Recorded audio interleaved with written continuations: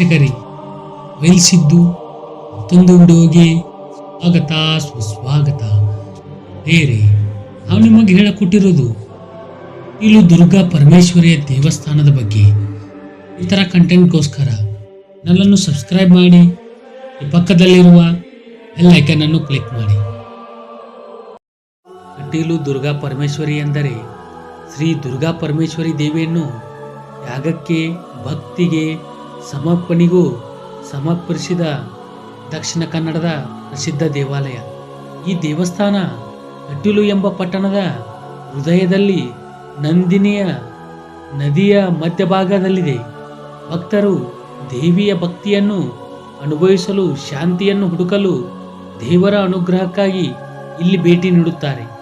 ಈ ಲೇಖನದಲ್ಲಿ ದೇವಾಲಯದ ಇತಿಹಾಸ, ದೇವಿಯ ಲಕ್ಷಣಗಳು, ಪೂಜೆಗಳಲ್ಲಿ ಅನುಷ್ಠಾನವಾಗುವ ಆಚರಣೆಗಳು, ಆಚಾರಗಳು, ಭಕ್ತಿ ಸಂಪ್ರದಾಯಗಳು, ಭೌಗೋಳಿಕ ಮಹತ್ವ ಮತ್ತು ಸಾಮಾಜಿಕ ಸಾಂಸ್ಕೃತಿಕ ಪ್ರಭಾವ ಇವುಗಳನ್ನು ವಿವರಿಸೋಣ.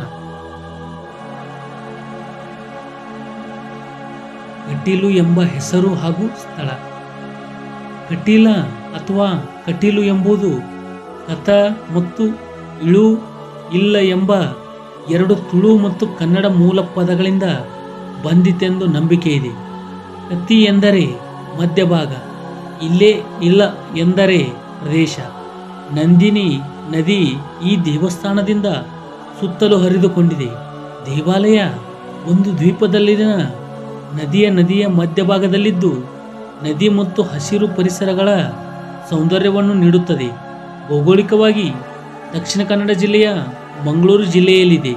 ಬೆಂಗಳೂರು ಮತ್ತು ದಕ್ಷಿಣ ಕನ್ನಡದ ಹಲವು ಕಡೆಗಳಿಂದ ಪ್ರಯಾಣ ಸೌಕರ್ಯವಿದೆ. ಪೌರಾಣಿಕ ಹಾಗೂ ದೇವಿಯನ್ನು ಅನುಷ್ಠಾಪನೆ. ಪೌರಾಣಿಕ ಕಥೆಯ ಪ್ರಕಾರ ಅರುಣಾಸುರ ಎಂಬ ರಾಕ್ಷಸನು ಬ್ರಹ್ಮರಿಂದ ಒಂದು ದಿವ್ಯ ಶಕ್ತಿಯನ್ನು ಪಡೆದಿದ್ದನು. ಇದರಿಂದ ಅವನ ಅಂತಸ್ತು ಅಥವಾ 4 ಕಾಲುಗಳು ಜೀವಿಗಳಿಂದ ಮರಣ ಹೊಂದಬಾರದೆಂದು ಕಂಡು ಈ ರಾಕ್ಷಸನು ಯಜ್ಞಗಳನ್ನು ತಲುಕಿದನು. ಕಾಲಗದಿಯಲ್ಲಿ ಮಳೆ ಬರುವುದಿಲ್ಲವಷ್ಟೇ ಬಣ್ಣ ಬೆಲೆಯ ಹಿನ್ನೆಲೆ ಭೂಮಿ ಬಾಣಿಸಿತು. ಮಹರ್ಷಿ ಓಬಾಳಿ ಎಂಬ ಋಷಿಯವರು ಈ ಪರಿಸ್ಥಿತಿಯನ್ನು ನಿವಾರಣೆಗಾಗಿ ದೇವಿಯನ್ನು ಪ್ರಾರ್ಥಿಸಿದರು. ದೇವರು ಉದ್ಭವ ರೂಪದಲ್ಲಿ ಐಕ್ಯವಾದ ಶಬ್ದ ರೂಪದ ಶಿಲೆಯಾಗಿ ಅಥವಾ ಉದ್ಭವ ಮುಕ್ತಿ ಕಾಣಿಸಿಕೊಂಡರು. ಅರುಣಾಸುರನು ಈ ಶಿಲೆಯನ್ನು ಹಲ್ಲಿನಿಂದ ಹಣ್ಣಲು ಪ್ರಯತ್ನಿಸಿದಾಗ ಶಿಲೆಯೊಳಗಿನಿಂದ ಅನೇಕ ಕೀಟಗಳು ಅಥವಾ ದೇಣಿಗಳು ಹೊರಬಂದಿದೆ. ಅವು ಅವನ ಮೇಲೆ ಕಿಡಿಬಿಡಿ ಮಾಡಿ ಅವನನ್ನು ಹತ್ಯೆ ಮಾಡುತ್ತವೆ. ಈ ಘಟನೆಯ ನಂತರ ಹರ್ಷದಿಂದ ಮತ್ತು ಭಕ್ತಿಯಿಂದ ಶ್ರೀ ದುರ್ಗಾ ಪರಮೇಶ್ವರಿಯನ್ನು ಪೂಜಿಸಲಾಯಿತು. ದೇವಿಯ ಪ್ರತಿಮೆಯನ್ನು ಈ ಸ್ಥಳದಲ್ಲಿ ಲೋಕಪ್ರಿಯವಾಗಿ ಕೊಳ್ಳಲಾಯಿತು. ಇದರಿಂದ ಪ್ರಭಾವದಿಂದ ದೇವಾಲಯ ನಿರ್ಮಾಣ ಮಾಡಿ ಅಜ್ಞಾನ, ಪೂಜಾ ಉತ್ಸವಗಳು, ದರ್ಶನದ ಆಚಾರಗಳು ಹೀಗೆ ಆರಂಭಗೊಂಡವು.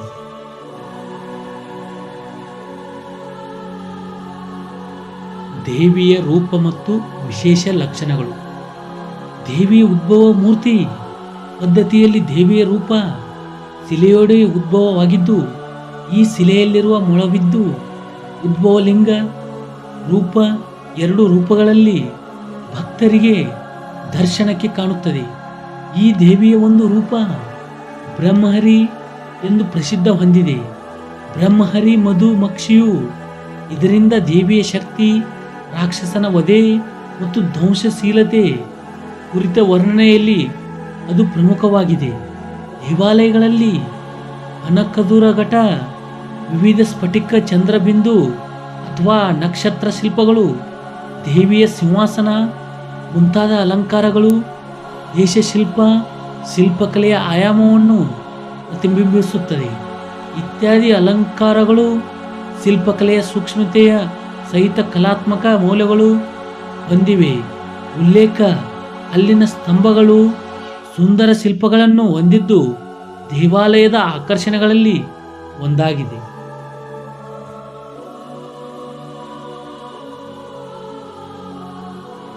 ಪೂಜೆಗಳು ಮತ್ತು ಆಚರಣೆಗಳು ಮತ್ತು ದಿನಚರ್ಯಗಳು. ದಿನನಿತ್ಯದ ಪೂಜೆ ವಿಧಿಗಳು. ದೇವಸ್ಥಾನದ ಬೆಳಗ್ಗೆ ಬೆಳಗ್ಗೆದ್ದು ಮುಂಜಾನೆ ಪೂಜೆ ಆರಂಭವಾಗುತ್ತದೆ. ಉದಯಕಾಲ ಉಷ ಪೂಜೆ, ಉದಧರ್ನ ಪೂಜೆ, ಎಳನೀರು ಅಭಿಷೇಕ, ಪಂಚಾಮೃತ ಅಭಿಷೇಕ, ನವಕಾಭಿ ಅಭಿಷೇಕ ಮುಂತಾದ ವಿಧಿಗಳು ನಡೆಯುತ್ತವೆ. ಮಧ್ಯಾಹ್ನದ ಪೂಜೆ ಇದೆ. ನಂತರ ಮಹಾಪೂಜೆ. ಸಂಜೆ ದರ್ಶನಕ್ಕೂ ಪೂಜೆಗಳು. ಪ್ರಸಿದ್ಧವಾದ ಪಾಂಡೋಷ ಪೂಜೆ, ಕುಂಕುಮ ಅರ್ಚನೆ, ದುರ್ಗಾ ನಮಸ್ಕಾರ, ಹೂವಿನ ಪೂಜೆ ಮುಂತಾದ ಆಚರಣೆಗಳು ನಡೆಯುತ್ತವೆ. ರಾತ್ರಿ ಸಾಂಪ್ರದಾಯಿಕ ರಂಗ ಪೂಜೆ ಮುಂತಾದ ದೀಪೋತ್ತರ ಪೂಜಾ ವಿಧಿಗಳು, ಲಘು ದೀಪಗಳ ಸಾಲುಗಳು ಹಂಚುವುದು ಇವು ಪ್ರತಿದಿನವೂ ನಡೆಯುತ್ತವೆ.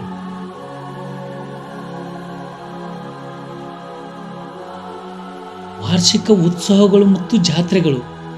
ಬ್ರಾಹ್ಮರಿಮನ ಎಂಬ ಉತ್ಸವ ಹಾಗೂ ದೇವಿಯ ಜಾತ್ರೆ ಮಹೋತ್ಸವ ಒಂದು ಪ್ರಮುಖ ಆಚರಣೆ. ಆಡುವ ನೃತ್ಯ, ಕಾಯಿಲೆ ತೀರಿಸಲು ಹರಿಕೆ ಸೇವಾ ಉತ್ಸವ ಮುಂತಾದ ನಿಷ್ಠಾವಿರುವ ಭಕ್ತರು ಪಾಲ್ಗೊಳ್ಳುತ್ತಾರೆ. ಬೆಳ್ಳಿ ರಥೋತ್ಸವ. ದೇವಿಯ ಚಿನ್ನ ಬೆಳ್ಳಿ ಬೆಳೆಸಿದ ರಥೋತ್ಸವ ಕೂಡ ಒಂದು ಪ್ರಮುಖ ಮೆರವಣಿಗೆಯಾಗಿದೆ. ಮೇಘಾ ಪೂಜೆಗಳು, ನೇರ ಹಬ್ಬಗಳು, ದೀಪಾವಳಿ, ಕೃಷ್ಣ ಜನ್ಮಾಷ್ಟಮಿ, ನಾಗರ ಪಂಚಮಿ, ನವರಾತ್ರಿ ಮಹೋತ್ಸವ ಮುಂತಾದ ಹಬ್ಬಗಳು ತುಂಬಾ ಉತ್ಸವದಿಂದ ಆಚರಿಸಲಾಗುತ್ತದೆ. ಅನ್ನದಾನ ಮತ್ತು ಭಕ್ತಿ ಕಲಾ.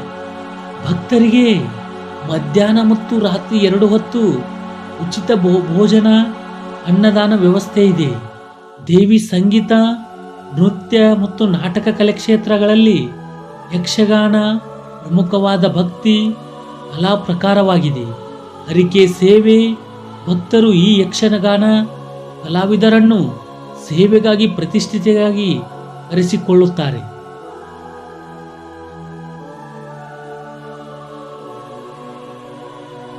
ದೇವಾಲಯದ ಶಿಲ್ಪಕಲೆ ಮತ್ತು ಸೌಂದರ್ಯ ಮತ್ತು ವಾತಾವರಣ.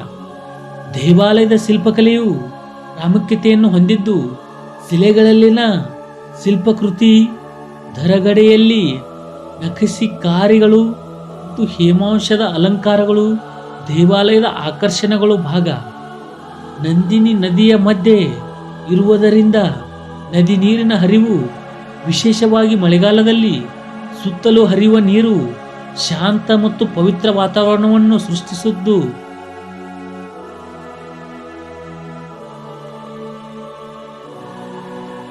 ಸಮಾಜ, ಸಾಂಸ್ಕೃತಿಕ ಮತ್ತು ಆರ್ಥಿಕ ಪ್ರಭಾವ. ಈ ದೇವಾಲಯವು ಸ್ಥಳೀಯ ಸಮಾಜದ ಕೇಂದ್ರವಾಗಿದೆ. ದೇವಾಲಯದ ಚುನಾಯಿತ ದೇವರ ಆರಾಧನೆ, ಉತ್ಸವಗಳು, ಮೇಳ, ಜಾತ್ರೆಗಳು, ಡ್ರಾಮಾ, ಯಕ್ಷಗಾನ ಕಾರ್ಯಕ್ರಮಗಳು ಇವು ಅಲ್ಲದಂತೆ ಜನರ ಸಹಭಾಗಿತ್ವ, ಸಮುದಾಯ ಭಾವನೆ, ಭಕ್ತಿ ಮರ್ಯಾದೆಗಳು ಇವು ಬೆಳೆಯುತ್ತವೆ. ದೇವಾಲಯದ ಟ್ರಸ್ಟ್ ಕೆಲವು ಶಿಕ್ಷಣ ಸಂಸ್ಥೆಗಳನ್ನು ಸಹ ಚಾಲನೆ ಮಾಡಿದೆ. ಭಕ್ತಿಗಾಗಿ ಮಾತ್ರವಲ್ಲ, ವಿದ್ಯಾರ್ಥಿಗಳ ಶಿಕ್ಷಣಕ್ಕೂ ಸಹಾಯ ಮಾಡಿದೆ. ದೇವಾಲಯ ಪ್ರವಾಸೋದ್ಯಮದ ದೃಷ್ಟಿಯಿಂದ ಕೂಡ ಮುಖ್ಯ. ದೇಶಾದ್ಯಂತ ಸ್ಥಳೀಯವಾಗಿ ಭಕ್ತರು, ಪ್ರವಾಸಿಗರು ಈ ದೇವಾಲಯಕ್ಕೆ ಬರುತ್ತಾರೆ. ಇದರಿಂದ ಸ್ಥಳೀಯ ಹೋಟೆಲು, ಆಚರಣೆ, ತಾಯಿ ಮಾರುಕಟ್ಟೆಗಳು, ಸಾರಿಗೆ ವ್ಯವಸ್ಥೆ ಮುಂತಾದವುಗಳಿಗೆ ಹಣಕಾಸು ಪ್ರವಾಹ ಉಂಟು ಮಾಡುತ್ತದೆ. ದೇವಾಲಯದ ಉಚಿತ ಭೋಜನ, ದಾನ, ಅನ್ನದಾನ ಯಾದೃಚ್ಛಿಕವಾಗಿ ಒಂದು ಸಾಮಾಜಿಕ ಸಹಾಯಕಾರ ಕಾರ್ಯವಾಗಿದೆ. ಬಡ ಭಕ್ತರಿಗೆ ಅವಶ್ಯಕತೆ ಆಹಾರವನ್ನು ಪೂರೈಸುತ್ತದೆ.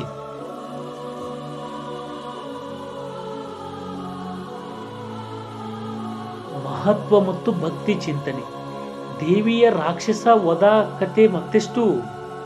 ದೇವರು ದುಃಖ, ಕಷ್ಟ, ಅನ್ಯಾಯ ಬೇರ್ಪಡಿಸುವ ಶಕ್ತಿ ಎಂಬ ಭಕ್ತಿ ಚಿಂತನೆಯ ಮೂಲಾಂಕವಾಗಿದೆ. ಬ್ರಹ್ಮೇರಿ ರೂಪವು ಅರುಣಾಸುರನಂತ ಅಧರ್ಮನನ್ನು ವಿಭಜಿಸಿ ನಾಶ ಮಾಡುವ ಪರಮೇಶ್ವರಿಯು ಶಕ್ತಿ ಮತ್ತು ಸದ್ಗುಣಗಳ ಪ್ರತೀಕ.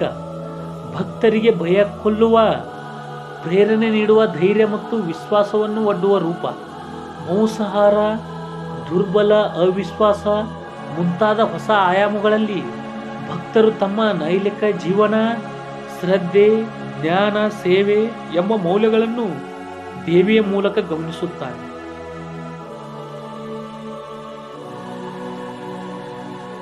ಸವಾಲುಗಳು ಮತ್ತು ಸಂರಕ್ಷಣೆ. ನದಿ ನೀರಿನ ಮಟ್ಟದಲ್ಲಿ ಬರುವ ಬದಲಾವಣೆಗಳು, ನದಿಯ ಹರಿವಿನ ಸ್ಥಿತಿಯ ಪ್ರವಾಹ ಅಥವಾ ಬರಳು ಮಳೆ ಮುಂತಾದ ಪ್ರಕೃತಿ ಸಮಸ್ಯೆಗಳು ದೇವಾಲಯದ ಪರಿಸರವನ್ನು ಹಾನಿಗೊಳಿಸಬಹುದು.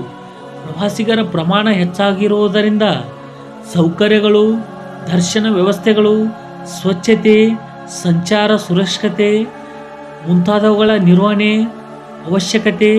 ದೇವಾಲಯದ ಆಡಳಿತದಲ್ಲಿ ಕಾರ್ಯನಿರ್ವಹಣೆಗೆ ಆಧುನಿಕ ನಿರ್ವಹಣಾ ವಿಧಾನಗಳು ಮತ್ತು ಭಕ್ತಿಯ ಹಕ್ಕಿನ ಕನಿಷ್ಠ ರಕ್ಷಣೆ ಸೇರಿದಂತೆ ನವೀನ ಉಪಕ್ರಮಗಳು ಅಗತ್ಯ.